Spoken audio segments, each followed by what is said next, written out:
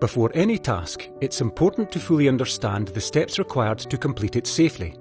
And this is particularly true if it's an environment you're unfamiliar with, or if it's a task you've not carried out before.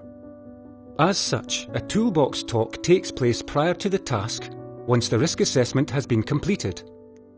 The objective is for everyone in the team to understand their individual and collective responsibilities, and the hazards and control measures associated with the task. The toolbox talk is also a chance to ask questions and confirm awareness such that everyone can carry out the task safely.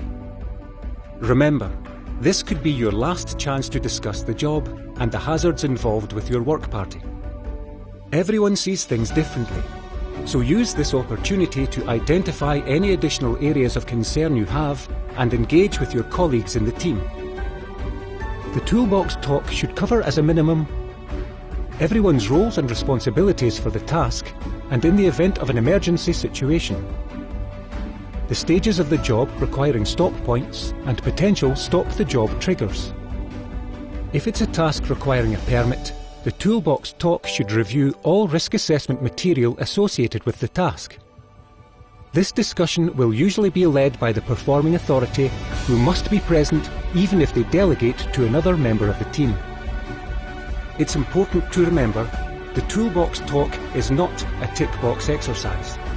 It requires meticulous preparation and commitment from those involved, concentration and focus, and also requires that everyone listens, contributes and understands. You'll have the opportunity to participate and ask questions. Everyone's opinion counts. If the task is routine and you've done it before, remember that not everyone's in that situation, so share your knowledge and experiences to help everyone improve and learn. Be mindful that it's common to go onto autopilot when we're carrying out routine tasks, and that makes us vulnerable to error. We all make mistakes. That's why it's important we all look out for one another so we can execute our work safely. Remember, it's a toolbox talk, not a toolbox listen. Here are some tips so we can all get the most out of it. A toolbox talk shouldn't conclude with closed questions like, "Does everyone understand?" "Any questions?" or "Is everyone comfortable with that?" Closed questions encourage people to simply nod or say yes when asked if they understand. Ask open questions using the approach, "Tell me," "Explain to me," and "Describe to me." Examples like, "Tell me, what would you do if the gauge responded in an unexpected way?" "Explain to me, what would you do in the event of an emergency? Where are the escape routes?" "Describe to me, what's the order of operations for this safety-critical task?" Open-ended questions encourage everyone to engage in the process and speak up. After all, the only stupid question is the one that's not asked. Try to be a role model, and if anyone doesn't understand, raises a question or concern, they should be thanked and respected for doing so. It sets the tone and encourages people to speak up in future. When it comes to spotting hazards, even those best at it miss as many as 50%. Here are some typical examples. Hazards not detectable to the naked eye that require you to look in, behind, or under something, such as hidden corrosion or unmarked dangerous substances. Hazards that are transient and not present all the time, such as those caused by weather or simultaneous operations. Hazards that are dependent on two or more events, such as this example where the following combine to offer a major hazard to the worker passing below. Open questions can deal with these hazards. For example, what hazards might be present which you won't be able to see with the naked eye?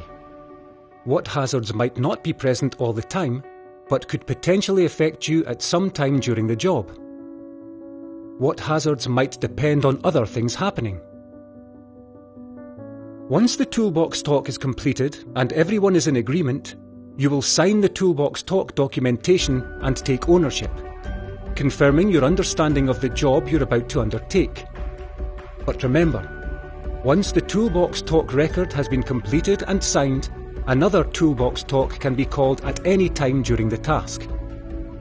Be prepared to stop the job and regroup if anyone is unclear or uncomfortable during the task, so that their concerns can be addressed. This is one of the many ways we can show we care about our colleagues and their safety.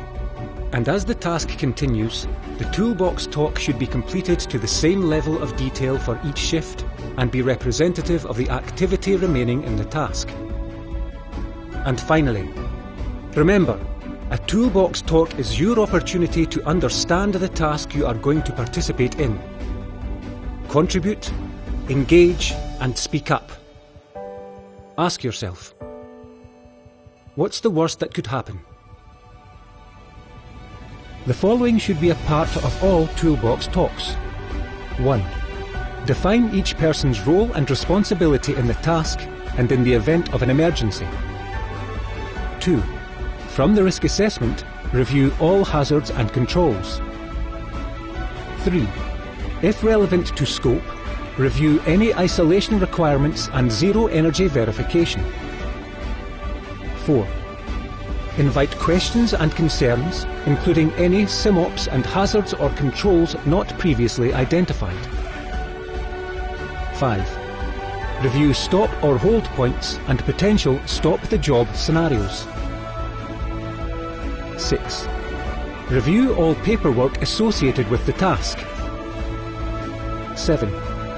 Use open-ended questions to verify complete understanding by all crew members through a feedback process.